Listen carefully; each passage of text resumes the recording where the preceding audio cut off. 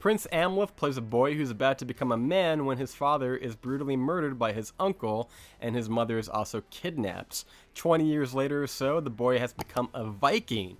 He is a killing machine, and he seems to be going around from village to village just pillaging. That is, until he is reminded of the vow that he took as a boy to avenge his father, save his mother, and get justice. Today we are talking about the Northman.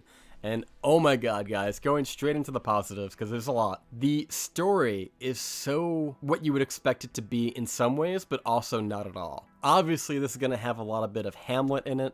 I think most people, they know the story of the Lion King, which is also the basis of Hamlet.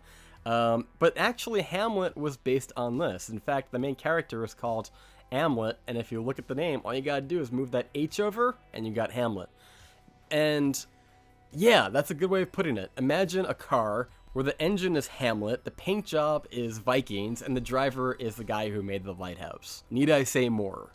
The landscapes are breathtakingly beautiful. Everything was shot in Northern Ireland. Everything looks great. And much like Hamlet, this main character has a lot of dream scenes where everything just looks strikingly beautiful. Robert Eggers is definitely out of the kiddie table and at the main table. He's got a budget of 60 to 90 million. He's able to do things that he's never been able to do before, and this is by far his most mainstream and most beautiful film that I've ever seen him put forward between the three films.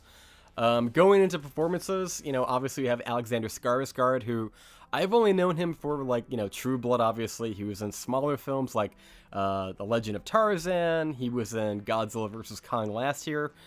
He's great. This is probably, easily, by default, his greatest performance in the history of everything he's ever done. He is intense. You feel it. It's not a... I don't want to say it's light on dialogue. The characters do say a lot. I was worried that it was going to be like, oh my god, we're going to have to read his expressions the whole time.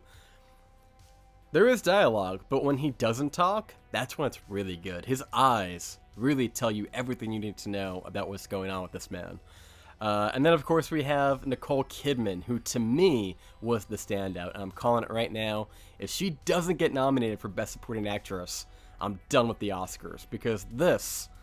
And I'm not even that big of a fan of Nicole Kidman, traditionally speaking. This was amazing. This makes up for every single AMC ad she has ever done. It was so damn good. And you wouldn't expect it. You go into this thinking, okay, she's playing the wife of this character. She's just a fill-in. They got somebody who's mildly famous to play that part, whatever. But then in the second half of the movie, wow. Blown away. Like I said, you heard it here first. Best Supporting Actress, do it. We also have Ethan Hawke and Willem Dafoe, who, in my opinion, can never do anything wrong. They're always pretty great in most things that they do. They have a few stinkers, but their batting average is pretty solid. I just wish that those two actors had more screen time. Obviously, Ethan Hawke, I understand, he's essentially playing the Mufasa character, so you know he's not going to be around in a lot of the movie. But Willem Dafoe, who did a fantastic job in The Lighthouse a few years back with Robert Eggers, I wanted more. And for the sake of the story, because we do move from location to location, I understand why he couldn't be in more of it, because his character is very much at one location, and then Alexander Skarsgård character goes to a different location, so obviously it makes sense why he wouldn't be in more of it. But you could have given me 10 more minutes, or even a spin-off of just Willem Dafoe's character. He steals every scene that he's in. Kind of like this might sound like an extreme, but like when Heath Ledger walks into the room in The Dark Knight, everything just stops and your attention goes straight in. That's how I felt about Willem Dafoe in this movie. I just wanted everybody to shut up around me during the screening, and I'm like, Willem Dafoe, he's probably the best actor in the movie, just because of the long career of movies he's been in. And he is fantastic. I only wish that he was in it more. Which brings us to Anya Taylor-Joy, the Queen's Gambit herself.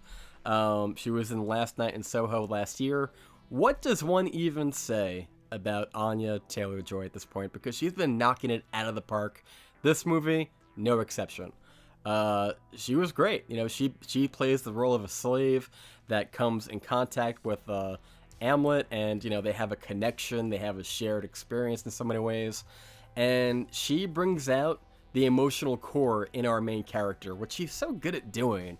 in almost all the movies that she's in. She brings a level of heft and heart to the whole film that is pretty like violent and gory. Like she really does kind of tie it together in ways that it's often needed to do to keep the audience really engaged. I thought she was fantastic in this as well. Solid cast, solid cinematography and direction. Pacing was tight. 10 out of 10, guys. That's my score. Final verdict, 10 out of 10. If I had to go into negatives, I guess it's a little long. It's 2 hours and 10 minutes, so, you know, maybe carve out the timing. But again, I felt like the pacing was fantastic. If you like something as cinematic as, say, like Gladiator, Braveheart, you name it, a good revenge tale, it very much felt to me like one of those movies that it's on the TV and you tell yourself you're going to watch one scene, and then that scene leads into another good scene. And before you know it, you stopped whatever you plan to be doing. You're sitting down, you're watching the movie, and you're watching the whole damn thing. This movie is iconic. I'm going to buy it. I can't wait to see it again. I was invited to another advanced screening on the 14th. I'm debating going to that one. Calling it now, guys. Possibly the best picture of the year. It's definitely in contention to be the best picture of the year. Go check it out. It comes out the 22nd of April. Fantastic film. And until next time, guys, thank you so much for watching. If you like videos just like this, be sure to give the video a thumbs up. Really do appreciate it. And we will see you next time.